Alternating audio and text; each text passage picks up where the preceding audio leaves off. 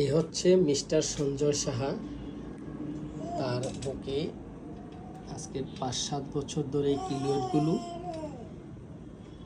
তো প্রথমে একটা ছোট ছিল, কি কি চিকিৎসা করেছিলেন, এরপরে কি হয়েছে বলুন তো? আমি কেলোয়েডটা যখন হয়েছিল ছোট ছিল বিচির মতো, এটার পরে একটা ইঞ্জেকশন দিয়েছিলাম।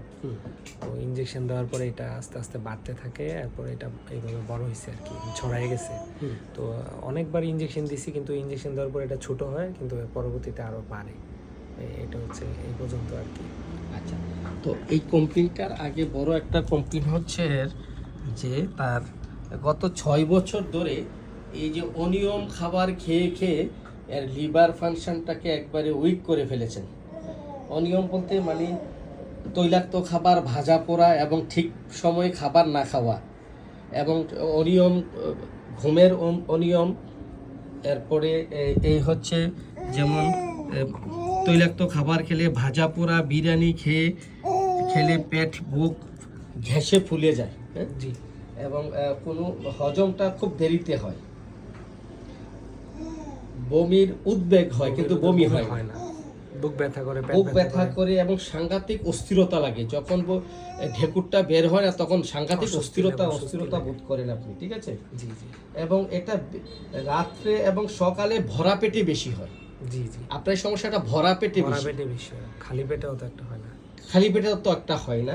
তো খাবারটা খাইলে দেরি করে হ্যাঁ, তো জীবনে অনেক অনিয়ম করেছেন জীবনের উপর। যেমনটা হচ্ছে যে আপনি ঠিক টাইমে খাবার খেতেন না, ঠিক টাইমে ঘুমাতেন না এবং রাত্রি জাগরণ করতেন। এটার তো কারণে এই একটা অনিয়মের কারণে সে এখন এই লিভার ফাংশনের গোলযোগে ভুগছে।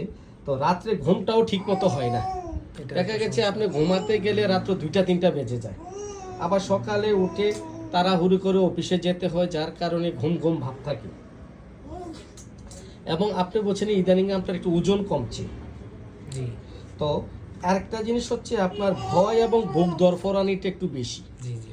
আপনি গ্যাঞ্জাম, মিছিল, মিটিং, ঝগড়াঝাটি এগুলো অপছন্দ না, একদম অপছন্দ। এবং নাগরদোলা চললে, দৌড়াদৌড়ি করলে, সিঁড়ি বাইলে আপনার বুক দরফর করে, ঠিক বলছে?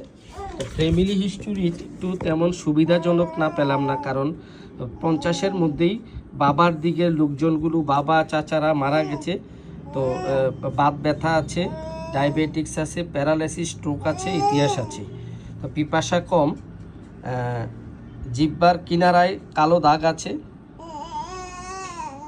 ক্ষুধা অল্প খেলে পেট ভরে যায়। আপনি বলছিলেন প্রচুর খিদা থাকে, মনে জন্য আপনি অনেক খেতে পারবেন, কিন্তু খেতে গেলে আর খেতে পারবেন, অর্ধেক খেলে পেট ভরে যায়, অর্ধেক খেলে, অল্প খেলে পেট ভরে যায়, ঠিক আছে? জি জি। আচ্ছা, তো এই আপনার শীত বেশি না গরম বেশি? শীত বেশি। আপনার শীত সহ্য করতে পারেন না। এই তুমি এই করছো কেন? তো আপনি বলছিলেন আপনার মেজাজটা একটু খিটখিটি। জি। হ্যাঁ, আপনি হঠাৎ করে রেগে যান এবং চিৎকার চেঁচামেচি করেন, আবার 20-30 মিনিট পরে আবার ঠিক হয়ে যায়। তো মানসিক অবস্থা দেখা গেছে আপনি খুব পরোপকারী মানুষ, মানুষের বিপদ দেখলে আপনি সাহায্য করেন। জি। মানুষের বিপদে সাহায্য করেন? জি জি। আচ্ছা, ঠিক আছে। যে কোনো কাজের শুরুতে ভয়, হ্যাঁ, পরে আর ভয় কাজ করে না, পরে আপনি শুরুতে মনে হয় পারবো কি পারবো না এমন একটা দ্বিধাদ্বন্দ্বে থাকেন, অর্থাৎ আবার সিদ্ধান্তহীনতায়ও ভোগেন। অনেক সময় দেখা গেছে আপনি এটা সিদ্ধান্ত সঠিকভাবে নিতে পারছেন, অনেক টেনশনে পড়ে যান।